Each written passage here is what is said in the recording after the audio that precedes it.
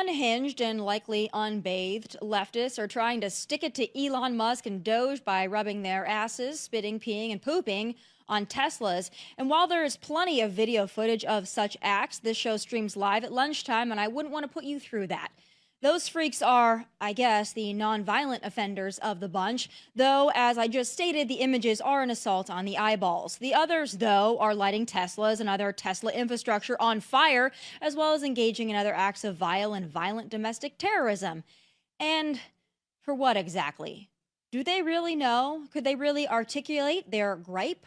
They're this mad about Elon Musk volunteering his time to identify and cut wasteful spending and fraudulent abusers of our tax dollars? I mean, let's just cut the crap and be honest. Most of these people are just dweebs with nothing better or productive to do with their time. These people show up to protest, damage, loot, and destroy in the name of whatever the trendy Marxist flavor of the week happens to be. It could be George Floyd or drag queens or Hamas or even, ironically, against climate change and fossil fuels. Oh, but the more refined liberals who get a seat on fake news television insist that conservatives do this too, like when we stopped buying Bud Light or shopping at Target. Because not buying Bud Light or junk-tucking underwear at Target is akin to firebombing a car dealership. Sure. What's even more delusional is the people who are applauding this Tesla terrorism are also still crying about January 6th. You're going to have to come up with some new material, guys. But to those unstable dweebs out there committing these violent acts of domestic terrorism, please do understand that when Pam and Cash find you and prosecute you, you'll be staring down the barrel of 5 to 20 years behind bars. So perhaps quit while you can and go back to playing Dungeons and Dragons in mommy's basement for entertainment instead. Or better yet, get a friggin' job. Joining me now is the We the People podcast host, all the way from Florida, Gates Garcia. All right, let's dig in to the Tesla people. Now, I posed the question on X over the weekend. What is the environmental damage that comes with lighting a Tesla battery on fire? Because, I thought that was catastrophic for Mother Earth when you light batteries and other, electronics on fire. Probably not a good thing. They don't see it that way. It's kind of like when people were able to go out and loot and riot during COVID. It was COVID doesn't get you if you're looting and rioting for George Floyd. This feels like much the same thing. What's your analysis on these people? Do they know what they're doing, or do they just do this for fun? The only thing worse than lighting a battery on fire is driving a gas-guzzling SUV, but they've completely turned the coin, and they're doing that now. So they can't seem to get the environment right. They have no principles. These moments reveal that. They stand for nothing. What's so interesting to me is these are all former Tesla drivers. We know that, or they have friends that drive Teslas. These Teslas are rolling surveillance cameras. They have cameras everywhere. You cannot approach a Tesla without being on camera. So we've caught more acts, more harm on done to Teslas just by the cameras that are on these Teslas. It's sad. It's unfortunate. It's not surprising. Some people have called these acts of terrorism. Lighting massive buildings on fire full of batteries sounds like terrorism to me. That sounds like terrorism to me too. And I think the consequence part of all of this is what it's going to take to end it. I mean, you start seeing these people get actually prosecuted, actually put behind bars, or face huge fines that they cannot afford, that they have to maybe do community service to pay off. That's what will stop it, because these people, they're doing it for attention. They feel like they're doing something, which is the same with all of these worthless virtue signals. They feel as though they're doing something for the greater good. In actuality, they're doing nothing for the greater good. They're making themselves look stupid in the process. But for some reason, there's a coalition of people that think that this is something that they're embarking on here. AOC and Bernie, they're doing these rallies, and we've got footage of some of them. I mean, they're able to amass pretty impressive crowds. Now, normally I would say these people are just going out because they want to see AOC and Bernie, but when I'm looking at these crowd sizes, is this something that we should pay attention to on the Republican side? Are we in danger of getting too cocky that Democrats have lost their way when they're able to still get crowds like this? We've seen these crowds before. I mean, this is the AOC Bernie tour ×2 or part 2. I hope this is the farewell tour. We've seen the Green New Deal.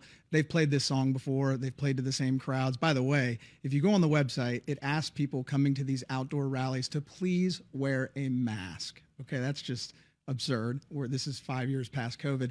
They also say that if you're not feeling well, to please stay home. You know who doesn't stay home when they don't feel well? The working people of the United States. When they don't feel well, they show up. The party has lost the working class man and woman in this country, and that's not who's showing up to these rallies. They're well attended, but it's the same people that follow them around. It's their groupies. They go everywhere with them. It's the farewell tour. We've seen this song before. The AOC Bernie combination is just hilarious to me. They're so different in so many ways, yet so similar in so many. And it's never worked, and it'll continue to fail. What I find interesting, though, is that that's the only base that the Democrats have right now. That's the only way they can amass a crowd is with the Crockett's, the AOCs, the Bernies. People are not going out to see the so-called centrists that are still in that party. There are not many of them, but people are not going out to see them. And Senator Slotkin of Michigan, who I guess could be deemed a moderate, she won in an area that Trump also won. So I would call that a more moderate person in a swing state that understands it. She actually kind of took a dig at Bernie and AOC with their Oligarchy tour. Let's listen to what she had to say about that. I can't just chain myself to the White House and become an activist full time because you and others here are going to call me for things that you need. All of those things require me to be more than just an AOC. Everyone you mentioned has a lot of words, but what have they actually done to change the situation with Donald Trump? I mean, listen, shots fired. That was pretty on the nose there. She's not wrong. They need to hear this. Now, they won't listen. It'll go in one ear and out the other. But the Democrats fighting right now are like watching siblings fight. I mean, they're sitting around the dinner table just screaming at each other, and they don't even know what they're fighting over. They're yelling at each other, but there's no principles that they have to fall back on. The conservative movement stands for something. They don't stand for anything, and when you don't stand for anything, you'll fall for everything, and that's what's happening to them. And I don't. What's happening inside the Democratic Party is typically what happens between two parties.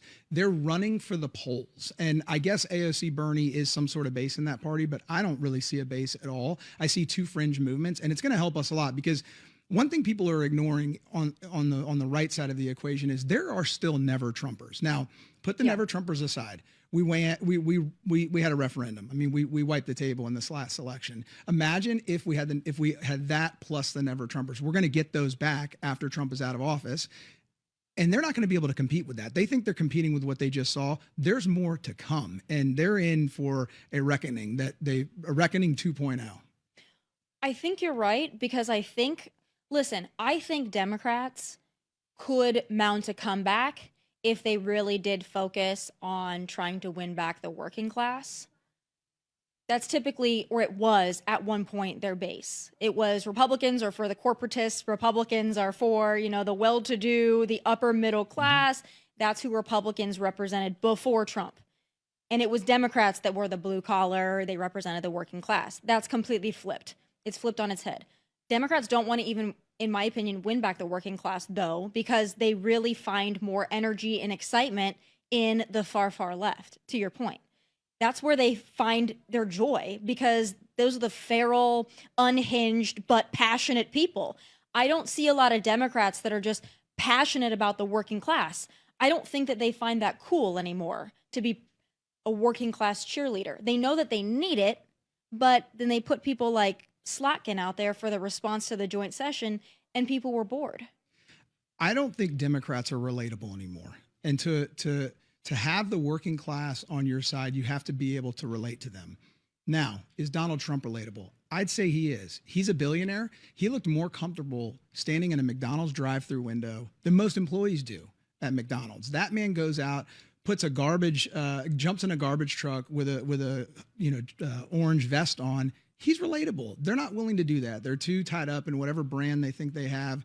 And no one can look at them and say, that's representative. They don't sound like me. They don't act like me. They don't work like me. They're just yelling and screaming and getting nothing done. The working American men and women in this country show up to their jobs every day, put points on the board, and get things done. And I think if you look at the conservative movement versus the other equation, we actually get things done. We have to communicate those things and talk about them, but we're putting points on the board. And the working men and women of this country know what it's like to put points on the board. I think you're right. One thing I'm a little concerned about, I like what Elon Musk is doing. I also understand what he's doing because I consume news pretty much all day long. And of course, I watch Fox News, but I see, okay, here's the numbers, here's what we're cutting, here's the wasteful spending. I've been in this long enough to have some understanding of how much waste, fraud, and abuse there really is. And when you look at it, it's hard to argue. And you're looking at these USAID and all this money we're sending over to other countries for BS, and the people that are, maybe skimming some off the top of that money, or their spouse or their friend. They're making a lot of money in a nonprofit as, a director of this making $300,000 a year. I see it. I understand it. Here's my concern. I often find that the best barometer of where majority of people stand is you take an Uber or a Lyft and you talk to people. And when I talk to people, even over the weekend here in Nashville, Tennessee, a driver that's like, I like Trump. I voted for Trump, but I don't trust Elon Musk. And when you dig into that a little deeper, even if they are Trump supporters, they're weary of Elon Musk for some reason. And I don't know if it's because he's so rich. I don't know if it's because they're buying into the fact that, he's just taken all this money that he's saving for himself, but they really do believe that.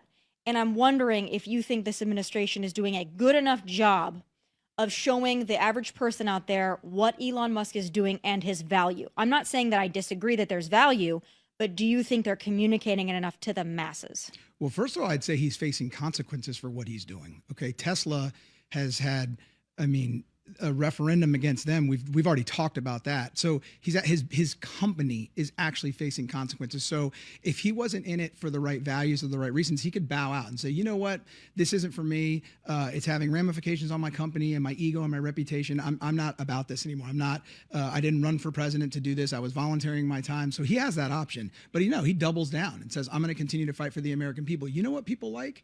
Rescuing people from space. Americans floating up in space that were supposed to be up there for 8 days and spend over 250 days up in space. The Biden administration, the Democrats are too incompetent to bring them home. He goes up there in a matter of a day, has a little fun party up there, makes everybody laugh, and brings them home. That's what Americans want to see. They want to see a man or woman that knows how to actually get things done. Everyone talks the talk. The left talks the talk. They don't talk the talk. They yell the yell. They yell louder than anybody. That's what they're best at.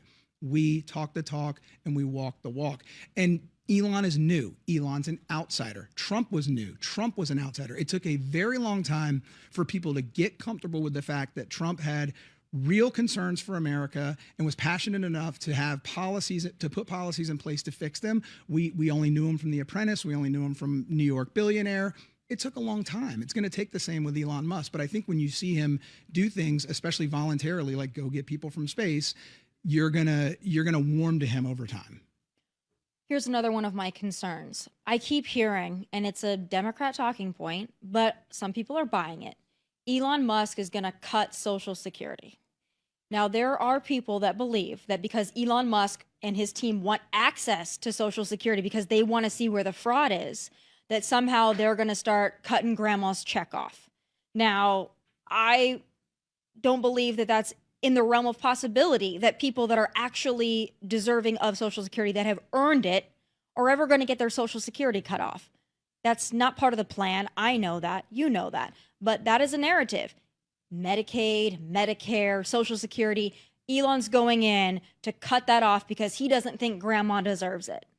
Now, I know that's BS, but it's getting out there to your average person out there that's a casual news watcher or scroller. I'm wondering if you think the administration needs to do a better job of articulating that that's not what he's doing.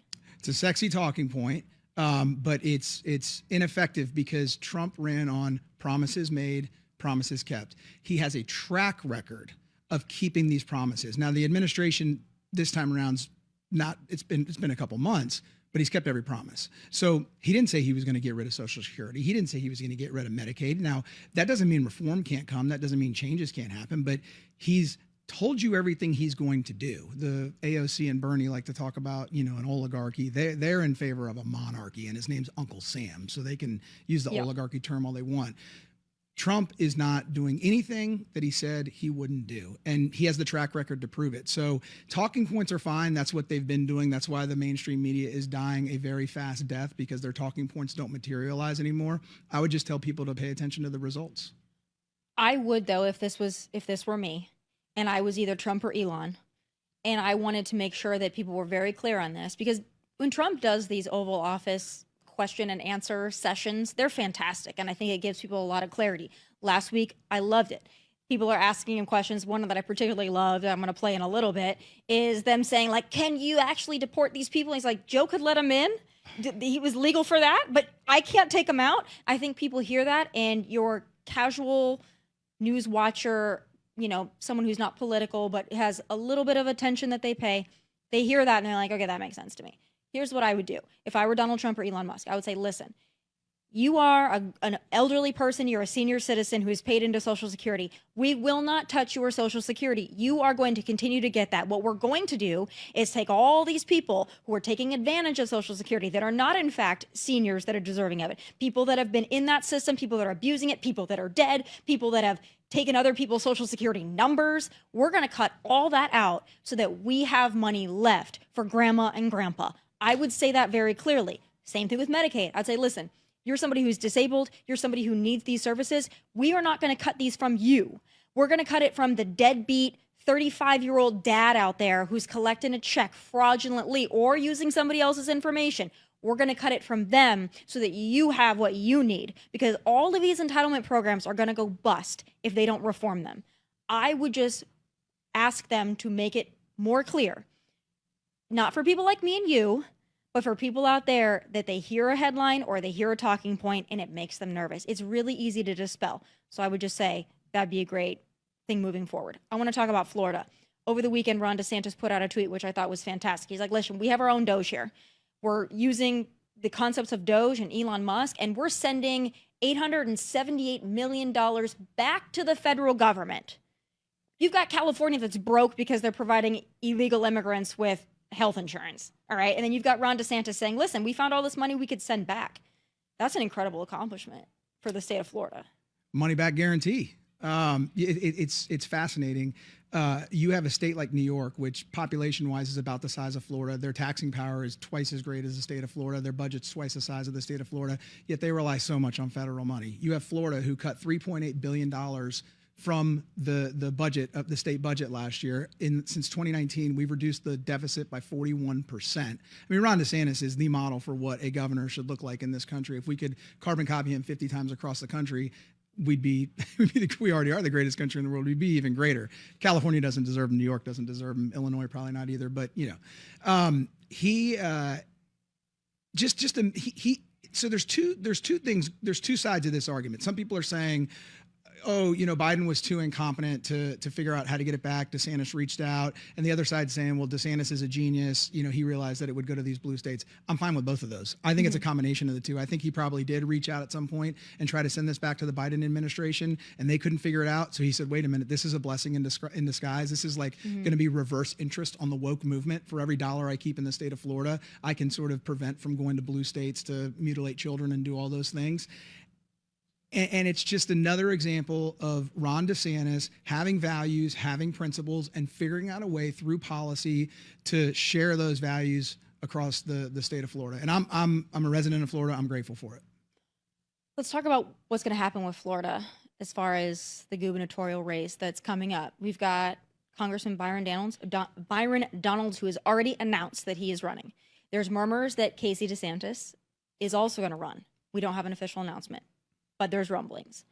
Now, to me, although I think they're two great candidates, like we talked about prior to going live, I am very concerned that this resurrects the needless, dumb battle between DeSantis and Trump, or DeSantis and MAGA. To me, DeSantis and the Make America Great Again movement are one and the same. They are the same thing. They have the same goals.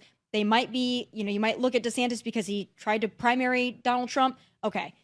But to me, this is going to bring out that needless hostility between the people who really love what DeSantis is doing and the people that really love President Trump and his backers like Byron. And it's going to put them head to head again. And I think it's stupid and it's contrived and it's phony, but I think it's going to happen. And I'm concerned about that. I don't think you're wrong that if Casey DeSantis runs against Byron Donalds, that we're going to have, you know, some infighting within the movement. Byron Donalds sort of is the Trump brand, and DeSantis is sort of he is the DeSantis brand. And you made these comments, and I agree with you that why can't both of those sort of exist together, but it's politics. And if we can learn anything from the Democrats right now, fighting with one another doesn't work. We've done that before, and it didn't work out well for us. I'm hoping that doesn't happen in the state of Florida. I mean, a lot can happen in between now and an election. There's going to be a candidate that no one's mentioned that's going to be very powerful and have a brand that works. I think that could happen in the state of Florida. Somebody that you know of? No. Oh, okay. No. I was going to say there's another name because no. I can't imagine. No, okay. but I would not be surprised if those are not the only two candidates that we see in the state of Florida. But hey, look, if Byron Donalds wants to be our governor and DeSantis wants to be our next president, then Florida wins twice over. So we'll have to see how this plays out. Yeah, see, that's what I'm concerned about, because I'm concerned that Casey running against Byron is going to make it harder for DeSantis to run in 2028, because it's going to draw those lines of distinction again between Trump supporters and DeSantis supporters, who I think are the same people. I'm concerned about that. I'm somebody who went very hard for DeSantis, during the whole thing, because I just think he's great. And I get it. Trump, it was Trump's time. It wasn't Ron's time yet. But I think that if we overlook Ron DeSantis in 2028, that is a colossal mistake. And I know that people carry with them their emotions. I know we talk about liberals being emotional. Conservatives are emotional too. I would argue in some cases more so. I don't want to see this movement divide itself because they feel like they need to be loyal to Donald Trump and overlook somebody like Ron DeSantis, who they look at the state of Florida and they go, make America Florida. But I have an allegiance to Donald Trump, so that means I can't have a DeSantis. To me, it's like there's no beef there anymore. There's just not. I'm concerned a little, though. And I know we still got a lot of time to go, but he's still my pick for 2028. DeSantis, I think, over anybody. I will tell you as a Floridian that Ron DeSantis, more than anyone, more than Trump, and I love Donald Trump. I love both. That man does not care about anything except advancing the lives and the prosperity of Floridians. I've seen it with my own eyes. I've seen it with situations with friends. I've seen it with hurricane disaster. That man shows up to everything and he gets it done, and he gets it done in a more efficient in a faster manner than anyone I've ever seen in politics. So regardless of whether he's in a presidential seat someday or somehow Casey DeSantis can continue that legacy in Florida, Americans will be better for it. Yeah. I mean, what he's done to me is just, it's a model for the nation. It really is. And a lot of the red state governors that jumped on the coattails, especially during and immediately after COVID, they like to act like they were, oh, I wanted my state. Oh, you didn't. You waited until Ron did it and Kemp did it. And then you jumped on. We're like, oh, okay, let's open.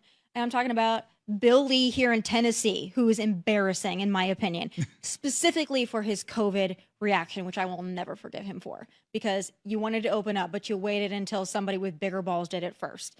That bothers me. And a lot of conservatives, a lot of red state governors did that.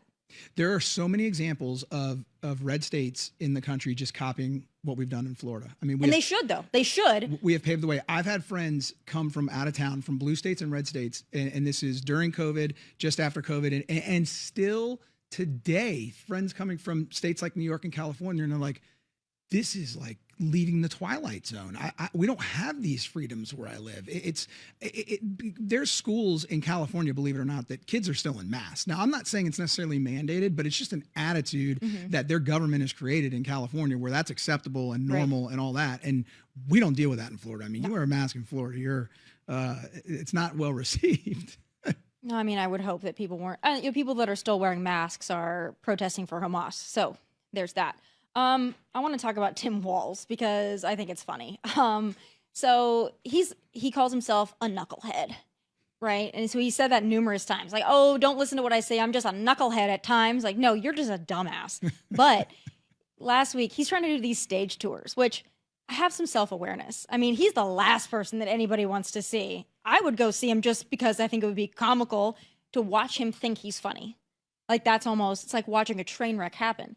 But last week it was like, oh, Tesla, haha, it's so funny. Well, I forgot it's in my own pension plan. Haha, whoopsies. He's backtracking now. Let's take a listen. This guy bugs me in a way that is probably unhealthy, and but I have to be careful about being a smart. I was making a joke. These people have no sense of humor. They are the most literal people. But my point was they're all mad, and I, said something I didn't, probably shouldn't have about a company. Oh, I got it. It's because everyone just can't take a joke. There's not enough show for me to react to this video. First of all, since he's made that comment about Tesla, the stock's up 21%. And I looked right before I walked into your studio. It's up 10% today. That's great. There are not enough tampons in the world to wipe his tears away from how much reverse damage he's done to the Tesla stock. He doesn't apologize in that video. And let me tell you who he needs to apologize to. He needs to apologize to his retirees in his state, because 1.8 million shares of Tesla are owned by the state retirement system. He needs to apologize to Tesla employees whose retirement will be dependent on how well that stock performs. Party of the working class, working men and women are told to save for retirement. Tesla employees are doing what Americans have always done for retirement, and he's wishing for that stock to go down. He says he has some stock app. I thought the only app that the Democrats had when it comes to stocks is Nancy Pelosi's insider trading tips. Okay. It's just, it's offensive how he talked about willing a company to be destroyed, and his constituents just follow his lead. I mean, he's basically saying, let's blow the company up. Well, that's what they're doing literally with the cars. And so they just follow the leader. And like, where is he talking? Like what I haven't done enough research to know, like, what are these? Is he running for something? Like, he just got his ass kicked. Advocating Wisconsin for the Supreme Court. Good He's night. just going everywhere. But I think that he takes people that watch him to mock him as popularity. And I don't think he's in on the joke. Some people are in on the joke and they get it. They get that people kind of mock them and they're okay with it. He really thinks he's a rock star. I really think that he thinks that. And I think that someone told him, you could run for president in 2028, and he believed it. And he says, this guy really bugs me in a way that I can't get over it. They're so easily bugged on that side. It is so easy to get under the left skin, and it's like shooting fish in a barrel, and they admit it. It's one thing to have somebody, like, if somebody bugs me or gets on my nerves, the last thing I do is admit it, because they're just going to turn the volume up. I mean, it's just, they can't get out of their own way. And you said it's like a train wreck. It's exactly what it is. It's like a car crash. When you drive by, it's like, you don't want to look, but like you kind of do. And all the traffic slows down. It's bad. I would go see Tim Walz if he was like at the City Winery. I would go, because I think it'd be hilarious to watch him not be in on the own joke of himself. I think that would be funny to behold. I'd go watch it once. Like I just want to see, just like I've always wanted to meet Hillary Clinton, just for that same reason. Like I want to know that she's real. I don't think she's real. I just want to know that she's an actual person. Yeah.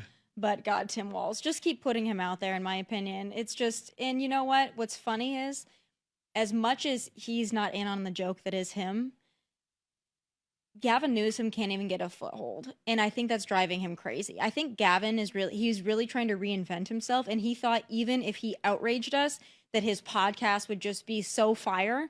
And I think maybe people watched a couple of episodes and now people don't even care about him. And I think it drives him crazy that at least Tim Walz, people are making fun of Tim Walz. Like Gavin Newsom, I think he's fading to the background, even though he's that bad. And I think that drives him crazy. I want to say he missed his opportunity. I don't know where his opportunity would have been, but for all the talk that Gavin Newsom is the future of the party, you look at the polling, that's not the case. I put a thing on X the other day where it's like that old GIF where I don't know if it's like a fox or a cat, but he's like sitting in amongst like a room that's burning down, and he's saying it's fine. And like I superimposed Gavin Newsom's head on it. Like everything is burning around Gavin Newsom, and he thinks somehow everything's fine, and he's going to come in with his hair gel and save everything. And the only people that watch his podcasts are when conservatives come on, and that's because we rule the media now. So. But he wants to be a podcaster now, and it's like, you're still the governor, though. Yeah. I think that's weird. I know that there are other political leaders that have podcasts, and Ted Cruz has a popular podcast, and there's nothing wrong with that. Talk to your people.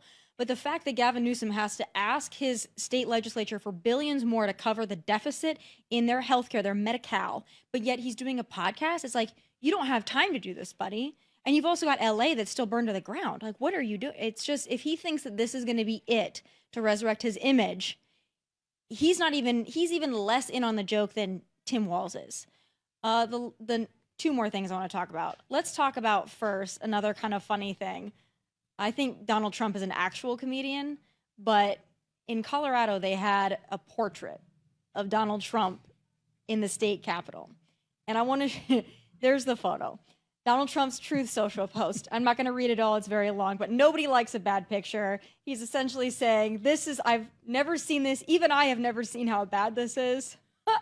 He's talking about the artist and whatever. I mean, this was obviously purposeful. They made him look like the Nutty Professor. And I never put it past these leftist liberals, whatever, to be petty and to try to do that. But, I mean, that's another level. Well, I hadn't seen it till now.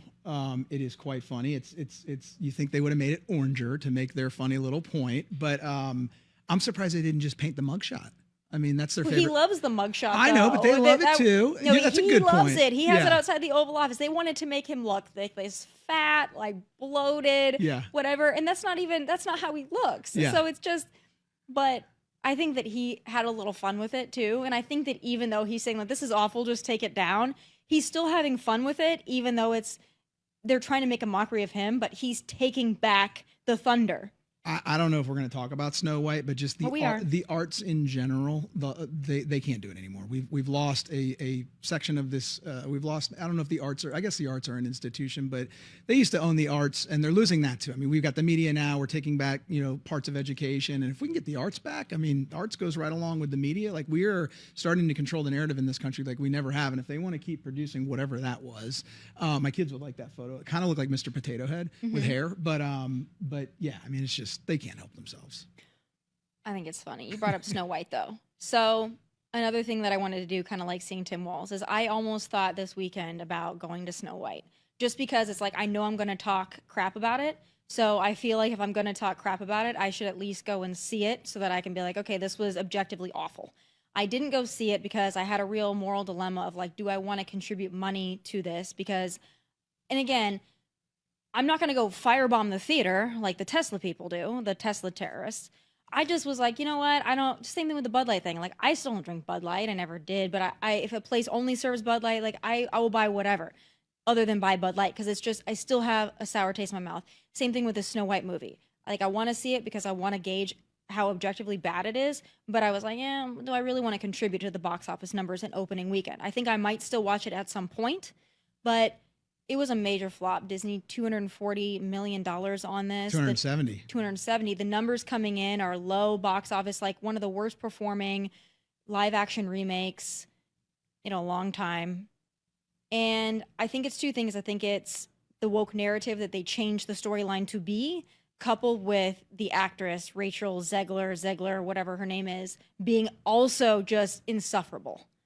But will Disney get it now? Oh, of course not. They would have gotten it by now. By the way, don't worry that you didn't watch it. No one else did. There's pictures going around all over the internet. Most of the theaters were empty, which, by the way, here's a little side narrative that nobody's talking about. Movie price tickets have gone so astronomically high in the last 15 to 20 years. And that's because people don't go to the movies anymore because the product is so bad. Now, movies were supposed to be the medium for the working class. They couldn't go to the arts theaters where ticket prices were like concerts that were hundreds of dollars. So they could go watch a movie for $5. They can't do that anymore. So you want to talk again about the working class people? They're getting left in the dust because crap continues to be made in the movies that no one sees, which forces ticket prices to go up. Snow Woke was the biggest flop I've seen since LeBron James' last NBA game. I mean, at least he gets paid for his theatrical, his theatrical moments are profitable. This one's not, but it was the most expensive theatrical remake ever made. They would have been better doing no promotion, no advertising, not spending $1 and just playing the old one in theaters. Yeah. They would have made a lot more money because that's what people wanted to see. The Dwarves. Let's talk about DEI and providing opportunities for underrepresented groups in the country. The Dwarves are CGI. Yeah. You could have provided opportunities for a very underrepresented subset of actors in the United States, but they chose to make them with computers. So they alienated that group. I was convinced that each dwarves, they weren't going to be sleepy, dopey, whatever. It was going to be one that represents each of the LGBTQIA. Yeah. But then I realized there's only 7 dwarves, and now there's more than 7 letters in that little whatever it is. This is a disaster. American people don't want this. If I were a Disney shareholder, which I wouldn't be, I would sort of be looking at what their fiduciary responsibility is to me to continue to invest in a company that has no regard for profitability or a product that people want anything to do with. And I don't even know. I think that there are people that still will watch these movies even if they have a slightly more woke narrative and they use the dwarves as, CGI representations. And I think it was Snow White. Initially, it was like, somewhat about skin color. And then it was like, no, it's just about she was born in winter. Okay, listen, the prince isn't going to save her. People can get beyond that because their kids want to go watch it. And even if they are like sick of the narrative, I take the Barbie movie for a great example. People were up in arms about the Barbie movie being this and that. I watched the Barbie movie. I watched it. I liked it. Because that's what I expected from the Barbie movie. Like, Barbie has always been about empowering women. It's okay. Like, I would go watch that and people are like, oh, it made men look bad. It's like, it's a movie about a doll. It's okay. But I think people they get beyond it because it's like, okay, we're going to have a little bit more woke narrative here. Yeah. It was the actress. It was the actress flipping off Trump supporters, saying that she hopes that bad things befall Trump supporters. It was her essentially making fun of the original Snow White. This isn't 1937 anymore. It was her crapping on her own movie, her crapping on a majority of this country, and then just continuing to be insufferable. And I think that's more what it was, more about her than the script. Ungrateful. You're absolutely right. You took some of the things right out of my mouth. She bashed the original. First of all, why remake it? They changed so many storylines from the original. Why is this even considered a remake? They should have just made a different movie and called it a different name. Snow White was literally named Snow White because her skin was white as snow. They completely changed that story to her name meaning something else in this movie. By the way, I want to ask you this too. Sorry to interrupt you, but on the white as snow, whatever. I also don't understand, why is it so awful that her skin is white as snow? Why is that awful? Like, is it bad if you have really white skin? I don't know why we can celebrate every other race. We're not saying that you have to be white as snow, but we're just saying like Snow White had very white skin. Is that a crime to have really white skin? It's reverse racism. Listen, I do a self-tan because I don't want to have super white skin. So, but I'm like, sometimes I have really white skin. Am I bad for having really white skin? You're I don't terrible, understand Tomi. why you can't have a movie where it's like, yes, we have this movie and this is played by a black actress and this is played by a Latina actress and this is played by an Asian actress. Mulan is this. You have a variety. I love having the variety. I think young girls do need to see the variety. Is it awful to have the one that's like white as snow? It's funny you say that. Like every white person I know wants to get a tan. Like we want to get darker skin. Like we go to the beach to do it. We spray tan. We do all these things. But it's bad because they can't win awards if the people in these movies are too white. The Academy has created all these quotas, and you have to meet all these quotas, or you can't win Best Picture of the Year. There are movies every year that crush at the box office.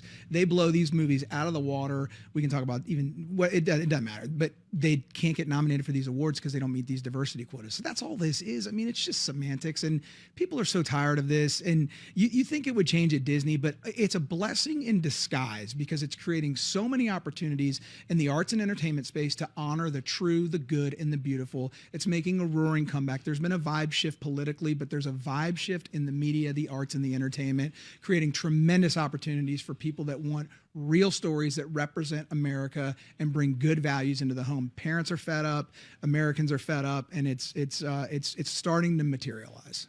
I think you're right about that. It is creating more opportunities, and I think that even if Disney doesn't get it, I think some of these studios in Hollywood, I think they're starting to get it. Like, because the bottom line is what they really care about. They might say that they care about all the virtue signaling, but if their money isn't coming in, they care more about that because they're all trying to feed their families too. So I think it's going to change. It's going to take a little bit, but Governor DeSantis, to go back to that, got a lot of flack for going after Disney or confronting Disney, challenging Disney. DeSantis won that. And I think that this is just continual victories, that Disney has just shown its ass, in my opinion. Yeah, I mean, if I spent too much time going through the sort of legal side of what happened in Florida, but Disney was operating on this massive plot of land that took up 2 counties, and there was all these great intentions of why the state of Florida gave them tax incentives to come to Florida, 60, 70 years ago. It was going to bring tourism to the state. Yeah. These were just pastures of land. Nobody was living there. But, those things need to be sunshined.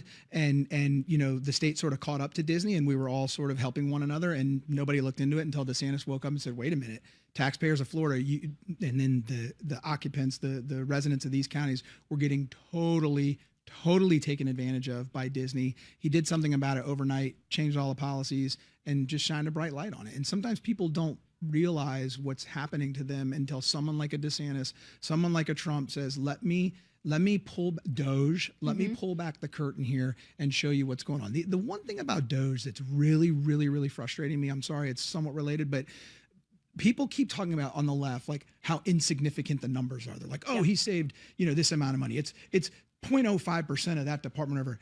That's an attitude. That's an attitude. You take that sum of money and hand it to an American on the street, I think it's meaningful to them. So I'm tired of hearing about, DOGE in relation to how much they're doing. It's just an attitude that the left has, that money can just be lit on fire. It doesn't matter what percentage of the budget it is. We're actually trying to change the culture that exists in the swamp, and whether DOGE cleans up 100% of it or 1% of it, it's shining a light on darkness that needs to happen. I would pick up a dollar bill if I found it on the ground. Like if I find a dollar bill on the ground, I'm pretty excited it's a good about day. it. I'm like, listen, that's, you find it. Can't pick up a penny anymore. No more pennies. They're gone. They're not making pennies anymore. I don't know. Cost 2 cents to make 1 cent. To make like a 1 the cent pennies. penny. If I find a penny and it's tails up, I flip it to head so that somebody else can have a good day. But listen, I think right now, to sum it up, I think right now we're winning. But as much as I think it's funny to watch the left eat its own tail, we have to stay vigilant because everything is cyclical. They thought that the Republican Party was dead after 2012. That's like right. There was like an autopsy after Romney lost against Obama. It was like, we're in disarray. And the Republican Party made a comeback because of Trump. But like they can do it. And I never underestimate my opponent, ever. So we cannot dance in the end zone. We've been known to do that before. We need to get the ball back and run it down the field again and run the score up on the scoreboard. I think it's a little bit different this time because all the demographic shifts that have happened around this last election, people are starting to come in droves, actually in demographic droves into the Republican Party, and the working class is sort of the tailwind to all of that. But you're right. We dance in the end zone. They're not dumb, okay? They do dumb things. They say dumb things, but they're not dumb. They're clever. They're clever like a fox, and we need to be vigilant about that. You're very right. Well, thank you so much for coming to the great state of Tennessee. We really appreciate it and the conversation. All right, now you get to sit through my final thoughts. Get ready. Just brace yourself. So I just want to make sure I'm clocking the narrative correctly for the folks at home. Joe Biden's auto pen could fly hundreds of thousands of migrants into this country and dump them into our communities, but President Trump can't fly them out. Invasion, fine. Reversing it, a constitutional crisis. You've got to be freaking kidding me. It's time for final thoughts.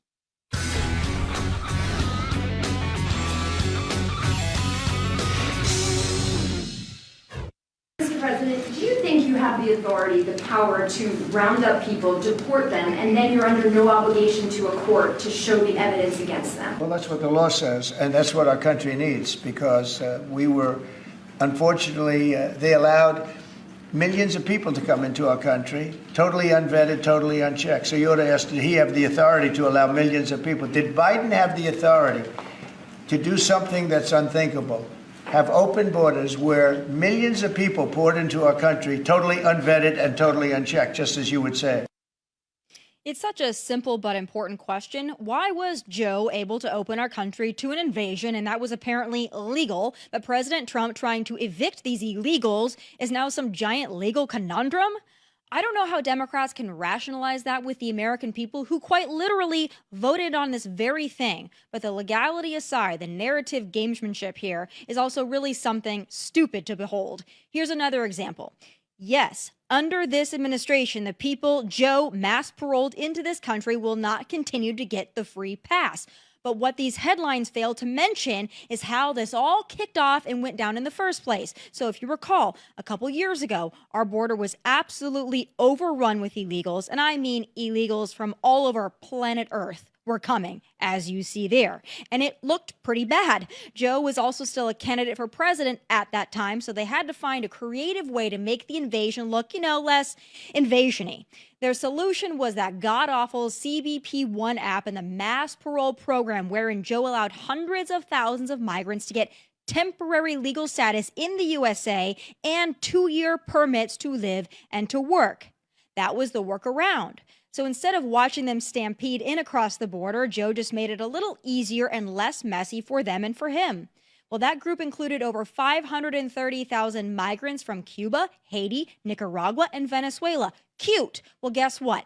Just ahead of the 2024 election, in October of 2024, to be exact, under intense political pressure to make it look like Joe and Kamala were cracking down, their administration announced it would not be extending legal status to those hundreds of thousands of migrants let in under their own program. So yes, flash forward to today, the Trump administration is following through with the revocation of legal status. Yes, correct. But what these media hack and headline writers forget to add is that it was actually Joe and Kamala who did not extend their legal status.